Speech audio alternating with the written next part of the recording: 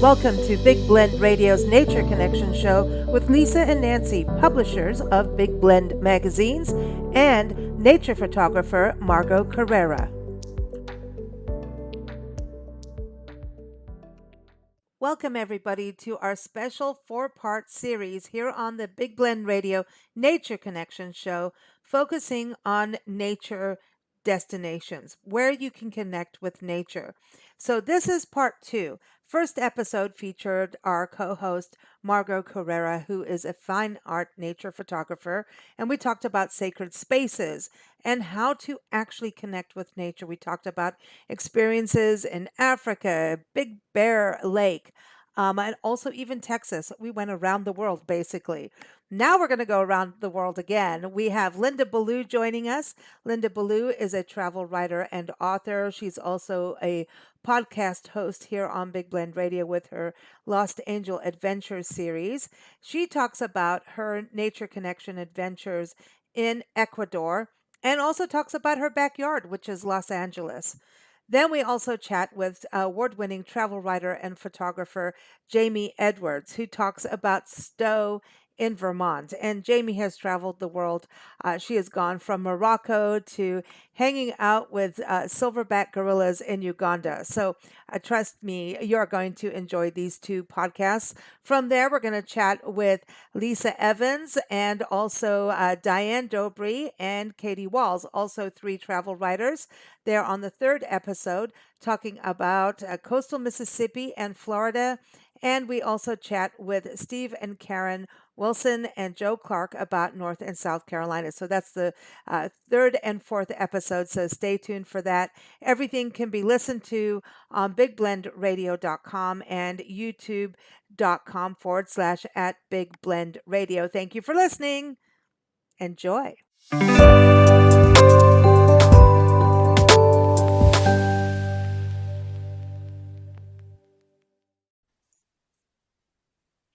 Welcome, everybody, to another episode of our Nature Connection show, talking about places where you can connect with nature, have those moments, and truly connect, whether you're looking at a little ant on a leaf to maybe a monkey in the jungle, who knows? But right now, we're going to go to Ecuador. We're going to go to Sasha Lodge with Linda Ballou, who's a travel writer, world traveler, outdoor adventurist, and an author of the Lost Angel Travel Adventures book series, and also the host of the podcast Lost Angel Travel Adventures that she does here on Big Blend Radio every 3rd Wednesday. I encourage you to go to her website, lostangeladventures.com.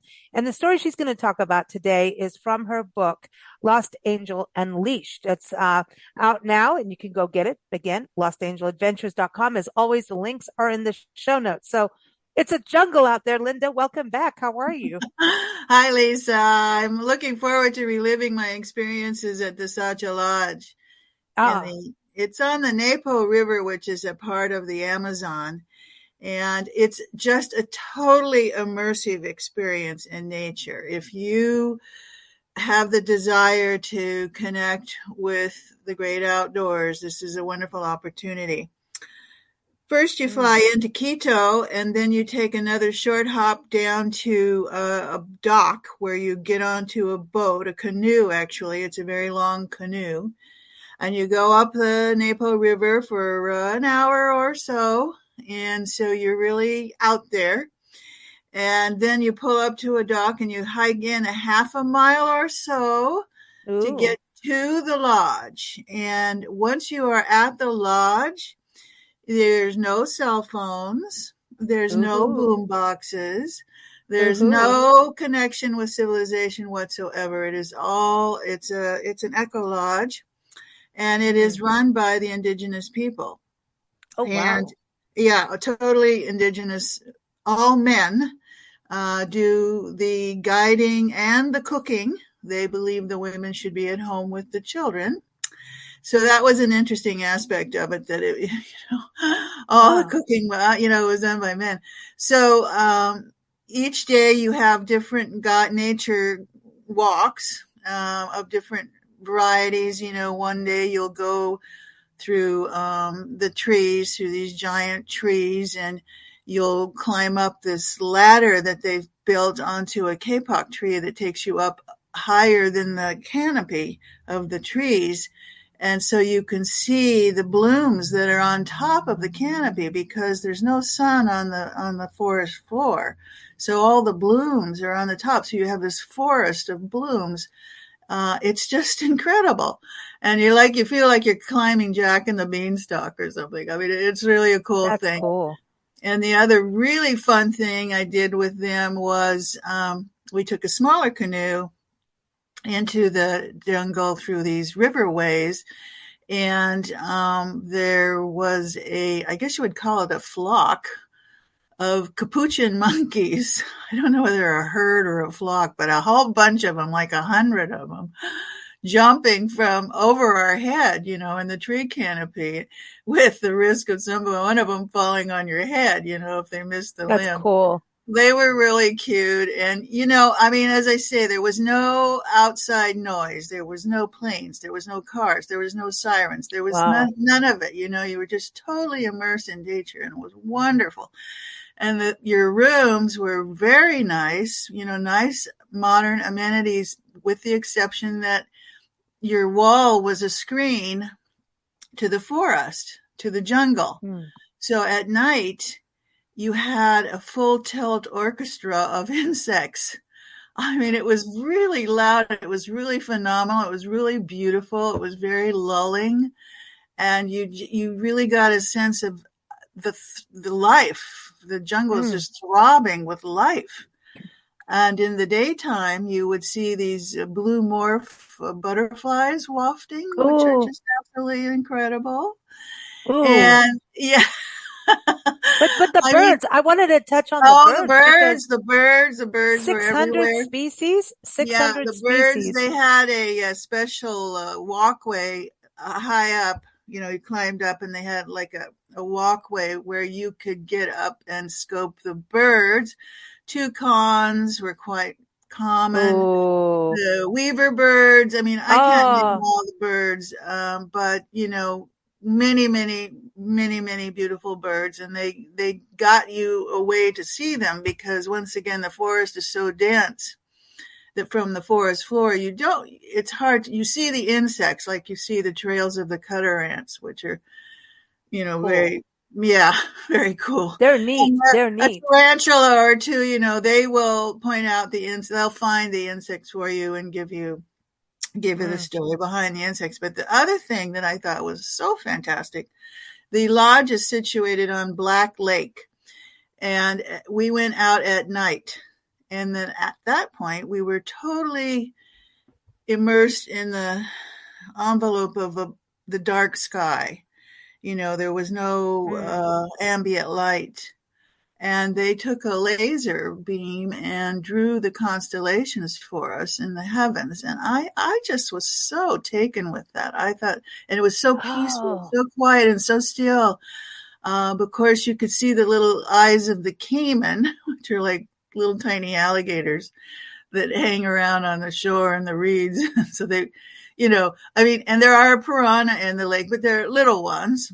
I did swim in the lake without any problems, and so did some of the other guests. But many of the guests didn't swim in the lake because they were, a little nervous about the piranhas. But they're little ones. They're not, really The ones that horrible. really chew on you. Yeah. Tear you I want apart. No, no. Yeah, I want to ask you this because I think you bring up some really good points. Number one, monkeys are like the fools. Like if you were talking on our horse book show about tarot cards, and I always said, well, why do I keep getting the fool?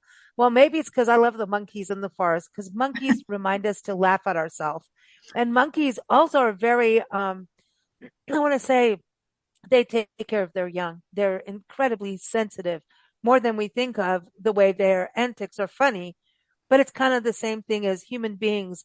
Like comedians are like the monkeys of society. And I mean this in a positive way, in that they're funny. They make us laugh, but Yeah. they know how to make us laugh Well, because they're those may sensitive, you know?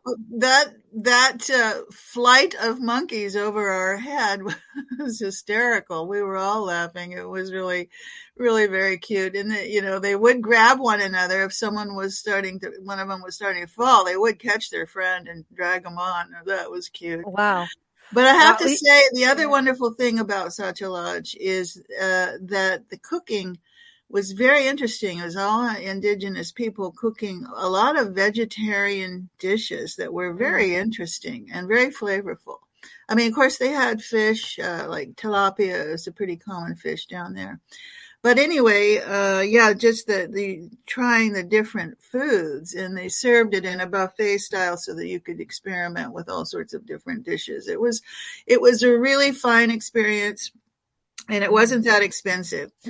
mm, So I can't recommend that enough. And so mm, for me, nature is my salvation, and I go mhm. for a walk every day in my park, which is the largest urban preserve in the United States. I'm lucky enough to live in nature. I've made it a point to live in nature, let's put it that way. What's your park? Tell everybody what the park is. Oh, I live in the Santa Monica Mountains. Santa Um, Monica National Preserve, National Park yeah, and Preserve. right. But it's, You along have the mountain coast. lion babies. I've been We watching those mountain lion do babies. we do have mountain lions. They're few and far between, but we do have them. I have coyotes in my yard. I've seen bobcat in my Cool. yard.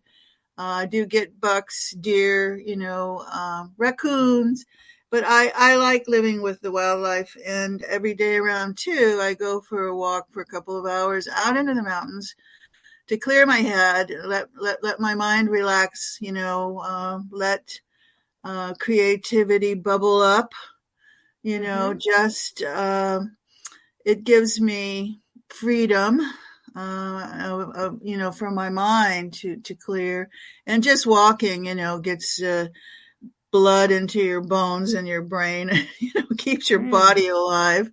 But I think that, nature is big enough to absorb whatever might be troubling us. In hmm. my novels, my characters, all of them, go into nature to find solace, Hmm. sustenance, and strength. And a Just lot of them are healing from something traumatic.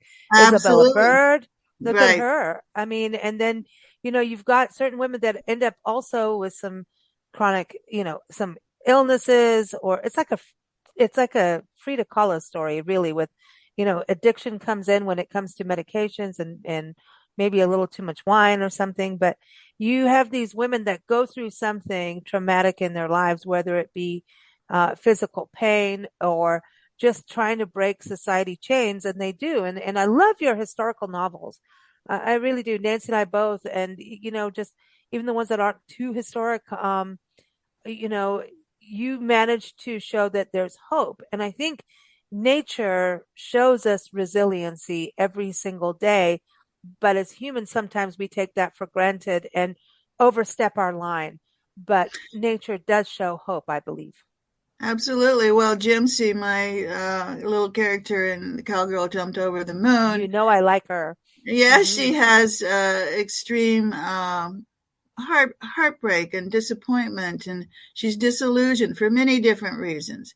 And she ends up go riding solo up in the high Sierras, and she's sitting at a lake. She's fishing. She's independent. She knows how to take care of herself, but somehow the sky clouds cluster over her head, and all of a sudden she's sobbing, heaving with sobs because she's releasing all this tremendous emotion. And nature is big enough. Nature's, Mm.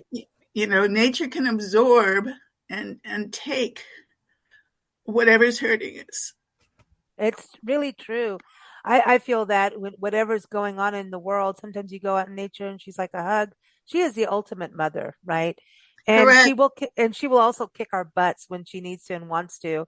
But she is like this healer only when you are open and ready for it. And And I think ready to that's why, receive. yeah, that's why I think this show, this series of all these interviews today, um, it's pretty amazing what we've all these interviews so far and listening to them, and it's about getting out, and you don't have to go to Ecuador or Venezuela. For some reason we were going to Venezuela today. I don't know why I got that stuck in my head, but wherever you want to go, you don't have to go overseas. Sometimes it's just go in your No, backyard. you And I just want have to to go. touch Have to I go want to, outdoors. You just have to go yeah, outdoors. everyone has a community park, and if you don't have one, advocate one for one. Um, one because whatever's good for us too is quality of life is also good for the animals and for nature. And it's very important that we make sure like there's certified the National Wildlife Federation has wonderful program of certified backyard habitats where you make sure you plant native plants, you give water, shelter, and don't use pesticides and things like that. So the wildlife can be part and coexist. There's a program through Dr. Doug Tallamy, a wonderful professor and author, bestselling author, who's getting kids to look at their backyard as a national park so that they don't use the pesticides. So they look at raccoons coming in their yard, but it's not that these animals are pests. It's about coexistence. And animals do work with you. I mean, right now we are in Lubbock, suburbia Lubbock, typical suburbia, right? And at Yes. night, there's feral cats that the lady that we pet sit for is wonderful. She goes and gets them spayed. You know, catching feral cats is a whole other thing. And I hats off to this lady, wonderful lady, Cheryl. Um, who's on our shows all the time, by the way. But she traps these cats, gets them spayed and neutered, and then gets them homes. And then some of them are babies that still live here. Well, they're not babies anymore, but we've known them for 4 years. But they all find a place here. And you know what's happened over the years now? Suddenly, and it's happened over this last year. It's really quite interesting. She has possums nesting. She has like a couple raccoons that hang out. And, I mean, I'm talking suburbia. I'm not kidding. There's a Walmart down the street, right? She has raccoons, and one is so big, we're all going, "Oh, it's nesting time for her too."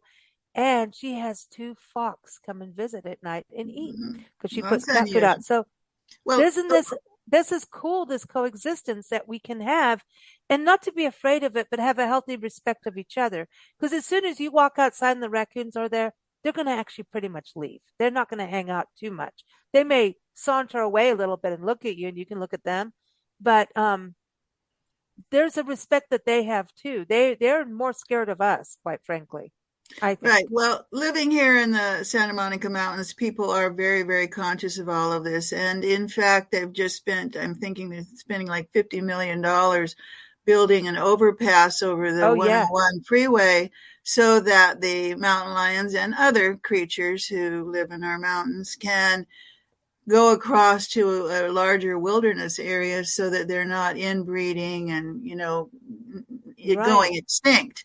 So there's a lot going on here in my hood, which is a pretty That's big cool. hood, Yeah, uh, you to, got a big hood. to, to preserve nature. And that's part of why I really love living here is because my neighbors, have the same kind of respect that I do for Mm. the animals.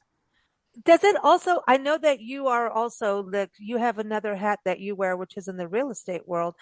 Does having a natural beauty, because we talk about this on shows about having community parks and industrial, like, I was talking about the backyard wildlife habitat program, but I also think industrial parks and cities and downtowns, the more green space we can add, the less dead zone we create. We've been talking about this on shows for years that the more dead we create dead zones, just like we have in the ocean with oil spills and things like that, and harmful algal blooms come in.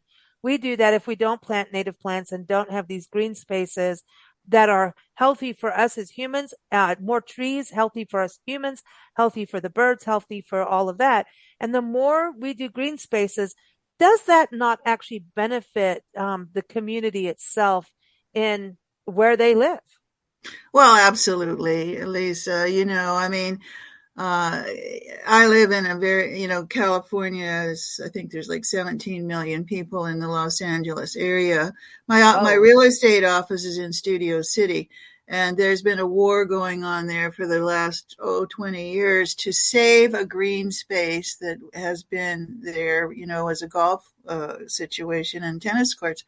And people have fought and fought and fought, to keep a little bit of green in mm, their city, but unfortunately, developers have won and it's being taken away. So, we have to fight for our green spaces. And in the downtown areas, there has been gentrification and, renewal efforts. People are trying, and some of them are growing their own vegetables, in areas where they can't get good fresh Mm. produce in their stores. I mean, there is a genuine effort, but more needs to be done, and the government needs to help us preserve areas. Once again, in my area, people donate money to the conservancy so that they can buy more land when it comes up, Hmm. Yeah, and and the we can Nature keep, Conservancy is amazing with yeah, what they so we do. can keep our spaces, Hmm. and I live in a little island, an enclave in the middle of it all. So I'm blessed to be here, but once again, I fought to be here, to be living in Hmm. nature without, leaving the city. I mean, a person has to make a livelihood. But also with you can't have the intent. I mean, look at Central Park, right? Yeah. In New York City, you need those green spaces to balance Yes, off the city. You need that as absolutely. Absolutely. everyone needs it. And I think what's interesting also about Ecuador, not Venezuela, when you went to Ecuador, this entire kind of a moratorium against noise, right? And Yes. this is something our national parks, state parks, wildlife refuges are trying to really hard in balancing, even like, do we have Wi-Fi or not? And there's some negative things, especially with 5G, that actually do impact insects and beneficial insects. And all insects are beneficial, by the way, in some way. Even mosquitoes are good for food for other birds. So just saying, as much as we don't like mosquitoes, they are actually a food source. So we have to be a little nice. But you don't kill the birds that eat the mosquitoes or the bats. So, this is the balance. But being in a place where you talk about in your story that boom boxes, so now you're dating yourself with a boom box, I'm just saying, but No, well, it just happens. they're at But the beach. People bring their music to the yeah, I beach, and know I it's go, true, it's true. I go, really? Come on, Yeah, no, no, no, it's true. But and I do love a good old boombox, honestly. But I like it like somewhere away from disturbing natural areas. But there's something about this noise and light pollution that is so big. And we've done a few interviews over the years about it and when I started to realize the impact of light pollution at night, it's huge because we have hundreds of thousands to millions of birds that fly through the night, and our night lights that we leave on actually screw them up. We hmm screw them up and they die over it. And that is just putting it straight up. So having these places and then being in it, your eyes do eventually adjust. As a person who drives at night, I'm going to say, like, I wish there were more lights, but honestly, I appreciate it. And I go, well, then, pull over if you can't do it, but your eyes can adjust once you're there. And it takes, I think sometimes when we go into a place where you were in Ecuador, if you're in a high intensity place like New York City or LA in the city and you're used to all the beeps and everything, I think it takes a little bit to kind of wind down, or maybe by the time you get there from a plane trip, you're winding down already, you're tired. But there is an emotional release that happens once you get to a place like that where it is pure nature, untouched and real, untouched in the lightest way. I mean, it's obviously touched because people are there, but they're living in coexistence. But I think it's something that America needs to strive for a little bit more because I'm battling in national parks. And unless you go out in the complete wilderness to even, and I get why they have to have it, I get it. Like there's a certain area that here's the people area, here's the wilderness area. But cell phone towers, airplanes, I'm having a hard time taking a photograph without some form of pollution in nature today in this country. And this is what I do full time is travel the country, documenting parks and public lands. And I'm here to say we have a problem. And when Well, you talk well, about Ecuador, I'm like, oh my gosh, we could do this, you know?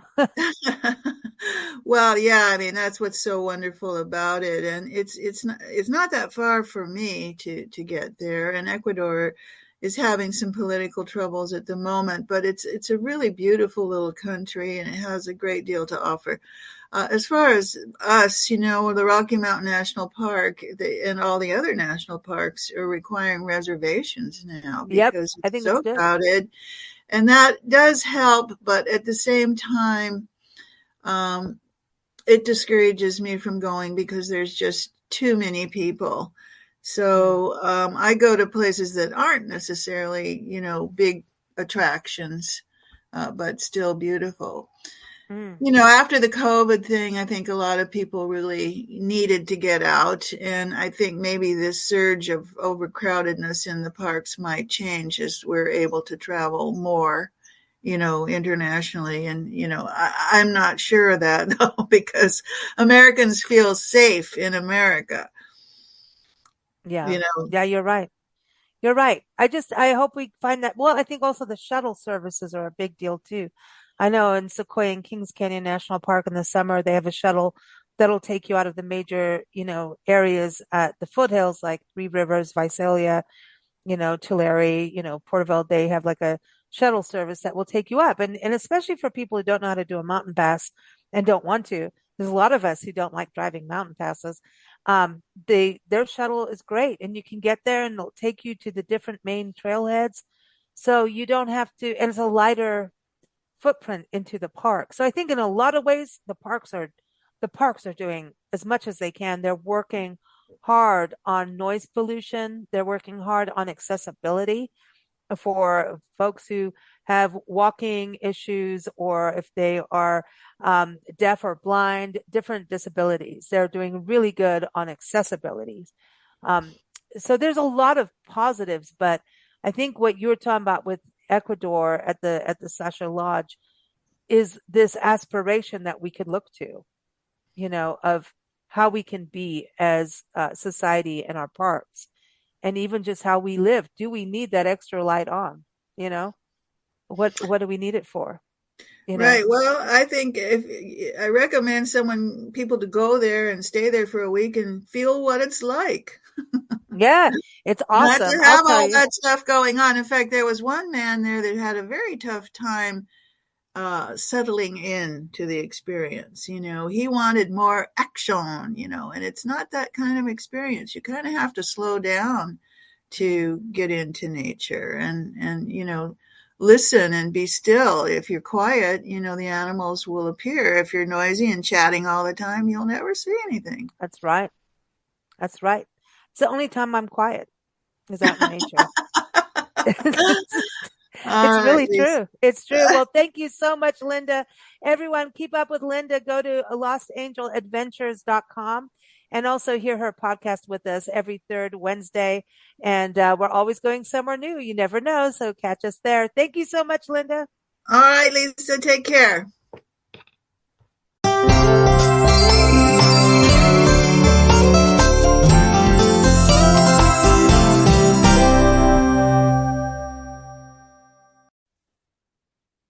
Hey, everybody. Part of our Nature Connection destination show is about how we can get into nature and connect, and then let us be stewards of the land, the habitat, the plants, the animals, the birds, all of that good stuff. And we cannot do this kind of show without Jamie Edwards joining us. Jamie is awesome. She's traveled the globe from Antarctica to Africa. She's tracked silverback gorillas. But she's not talking about that today. We've done other podcasts with her when she's talked about it. Today, she's taking us to Stowe, Vermont, and this is a state, quite frankly, we know nothing about that we need to know about. Right, Jamie? Welcome Yes, I back. think so. I think everybody should go to Stowe. Okay, if you say so, I'll go. I do. I'll, Stowe is a wonderful town in northern Vermont, about an hour from Burlington Airport and about 2 hours south of Montreal. okay, so pretty well accessed, easy access to get to. Yeah, really easy access. It's direct flights from where I live in DC, from a lot of big cities, and the charming town of Stowe itself is only a really quick 40-minute drive from Burlington Airport and a really pretty drive with the mountain views. This is so cool that it's accessible, yet it seems like the actual community. And everyone, Jamie's got a great article on her website, which is iamlostandfound.com. And we're linking it in the show notes. So wherever you're listening, whether it's YouTube or Facebook or Spotify, Apple, wherever, it is linked there. So you can go read her article and see her photos, which are beautiful. It seems like the community itself is connected to its nature spots and keeping the integrity of charm and beauty, and it that they understand that the natural beauty, the community has to maintain that to make it what it is, to live in and then also be a destination for visitors. You're absolutely right. And in fact, the town itself has done a lot of things to really make that marriage between the community, tourists and tourism, and nature so interlinked. In the summer, for instance, well, all year round, they have a recreational path that is miles and miles of bike paths, walking paths, rollerblading paths, over bridges, over streams, through mountain passes. You can pull over with a picnic and sit by the brook. You can have some Oh, tubes. They really work hard to make it where nature abounds, and they really want the tourists and visitors to be able to take advantage of it. And in the fall, Stowe is really well known for its fall foliage, and people kind of come from certainly the country over, but even throughout the world to see the beautiful leaf colors of Stowe. So it gets mm. really popular then. And then, of course, the mountains of Stowe, the ski mountains, are absolutely pristine and beautiful and well kept, so that when you're skiing, you're always able to appreciate the nature around you. So they're also balancing agriculture too, right? With the cornfields. Absolutely. In fact, there are still a lot of cornfields there, and there's a quiet path as well as a rec path, and the quiet path is just beautiful too. And when it means quiet, it means that you can't bike, that you can't have any kind of motorized Oh, vehicles at all. wow. And you can bring your dogs and walk, and they go right through the cornfields, across the streams. And so that's another thing that the town has put in place to really promote and highlight the nature. And a lot of these paths go sort of right behind some great watering holes where you could go sit up, have lunch beside a garden. So they integrate it with the town really well. Mm. So with you going there, it's amazing because you've been all around the world. Do you, how did you feel having, been to Antarctica? Like I mentioned, the silverback gorillas, and I know you've been all over when you're just going up the road from your home, really, not far, right, from Yeah. DC area. Yeah. Yeah. How did you feel in regards to, did you feel like that awe moment when you get into nature that you're appreciating everything there and it's beautiful and magical, even though you're not in a wild country somewhere? I would say that, well, anywhere you can put yourself in nature, you can find beautiful things, and nature lovers know that. Finding a caterpillar on the ground that you know is going to grow Mm. into a beautiful monarch butterfly, or seeing a really interesting snake. So people who love nature and wildlife will be as thrilled with Antarctica as they would be in a place like Stowe, where you just have to sort of you don't even have to look very far. Everything's sort of surrounding you. And that is, I guess, the beauty of Stowe in so many ways, is that from the micro to the macro, there's really beautiful nature. You can hike endless trails to beautiful, pristine lakes, or you can walk out to a small pond and find little frogs and Oh, tadpoles. So it really, to me, is as magical as anywhere else I've been on Earth. And it's beautiful. Like the I'm photos, biased. I'm looking this. Yeah, I'm sorry, but you got like mountain views, like you're on top and you're still like looking out on mountains. Like it's Yeah, amazing. the Those are like colors are sky so islands. beautiful. I mean, any time of year you go, you get these layers of blue and green, and for miles and miles, just clear air, fresh, crisp air, and a lot of like-minded people too who love to Mm. hike and enjoy the outdoors. So they're understanding the balance of nature and living and farming. And farming needs the pollinators, so you better take care of, the Mm. land, right? In For fact, the our neighbors up there, my parents have lived there for many years, which is why I know it so well. Our neighbors up in Stowe keep bees. About a 10-minute walk up the street from our house is a sage goat farm, where of course there's goats, and they sell cheese on the honor system. Everywhere you look, Wow. there are cows somewhere, goats, sheep. So you really do feel like you are in nature and among agriculture and farming. It feels good. Okay, so I do have a friend from Vermont, a young friend who has had a tumultuous childhood, let's put it that way, Mm. and found solace in the woods of Vermont. And you know what he's doing? What? It's all about mushrooms. And Yeah. apparently, the woods of Vermont, and I don't know quite where he is, but I mean, he's a happy individual now, but basically being out in nature in Vermont has changed his life from tumultuous to serenity now, Mm. like a Seinfeld, Mm. serenity now. Um, you know, to find it's like the mushrooms, and I'm like in a weird mushroom kick in the Appalachian forest areas. Mhm. Like I'm weird about it now. It's like a whole new thing because Yeah. they're so fascinating. So, did you experience any mushrooms? I haven't. I mean, as far as except for just like viewing them and seeing them and actually Mm-hmm. photographing some beautiful things, Oh, cool. you see them in the woods, and they are sometimes incredibly designy and beautiful, almost art-like, when they're clinging to the trees and coming out of the ground. So absolutely, because a lot of Vermont is very mossy and wet. So Mm, that really, I think, I'm no mushroom expert, but from what I me understand, they neither. need that wet moss and soil to grow. And there is a lot of that opportunity in Vermont in Yeah. summer. I have no clue about them other than that they're ancient beings connected with our trees, and Mm. they've been here longer than dinosaurs. They're that old, and their networks are that old. Oh, That's wow. crazy. That's some real DNA, right?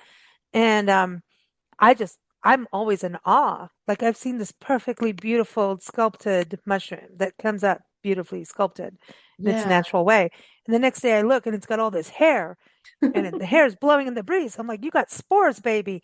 And like, Yeah. why can't I make my hair do that? You know, so it's kind of interest. That's the thing about nature is like there's so many little moments to capture.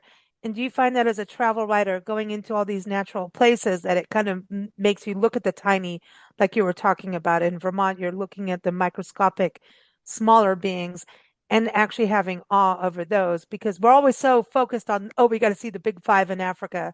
And then it's like, oh, is giraffe included or not? Well, giraffes are being killed. So we need to include the giraffe in everything right now and save them. I But I completely agree that for those who are willing to really take the time to look, and Vermont and Stowe are one of those places that just inherently has, like your friend discovered, this built-in slowness to it, this quiet luxury where your brain is not frazzled, you're able to find things, whether it's the smallest, as you said, sculpted mushroom or an eagle flying overhead, mm, or something really large.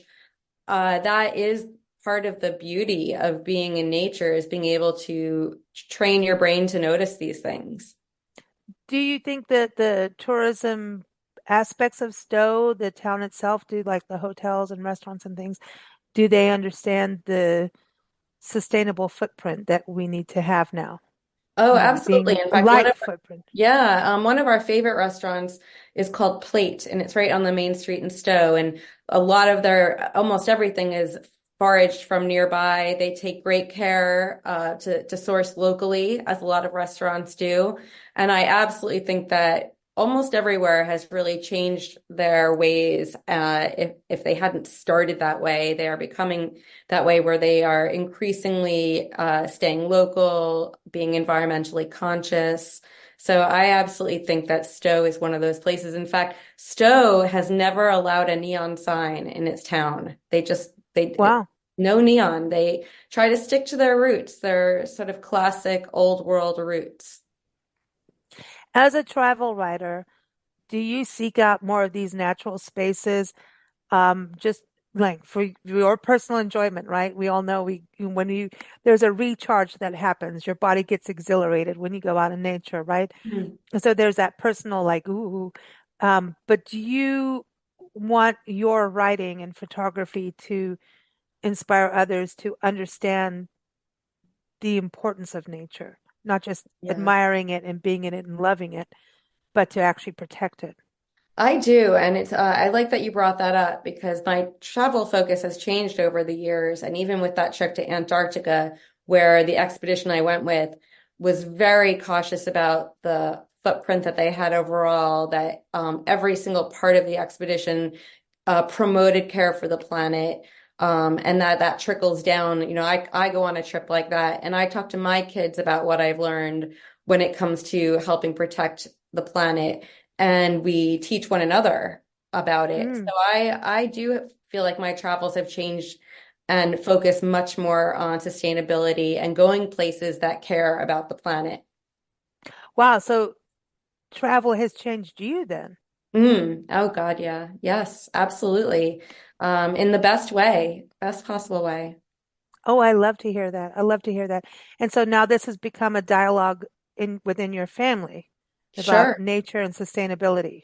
Yes, in fact, my daughter, who's 20, is studying environmental science, and she is studying all the effects of global warming. She is talking about tipping points in her classrooms, about the temperature rising. So and she would like to go into photojournalism and writing, and I think that environmental science is where she wants to be. So I'm really proud.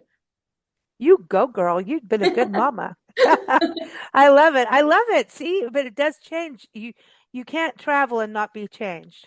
You're going to True. get It's stronger very as an true. individual too, right? And you can discern and make decisions better by travel.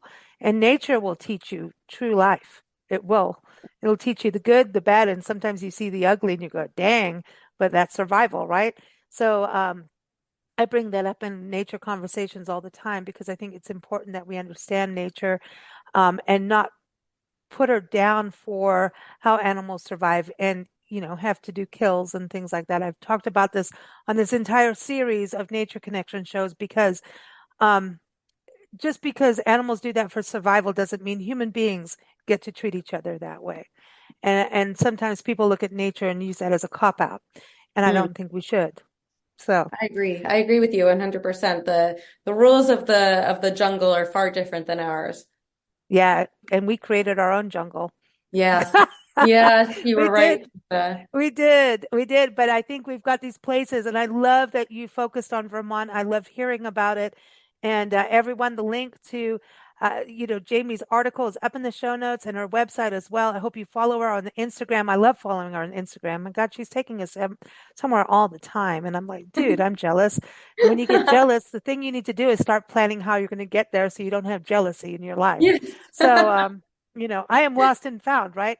Said I Yes. am lost and yeah, on Instagram and then also our website. So thank you so much, Jamie. It's always a pleasure. Lisa, I love talking to you about nature, about everything, and thank you for having me on the show. We'll see you next time. I hope so. Thank you for listening to Big Blend Radio's Nature Connection show. Follow us at bigblendradio.com and keep up with Margot at margotcarrera.etsy.com.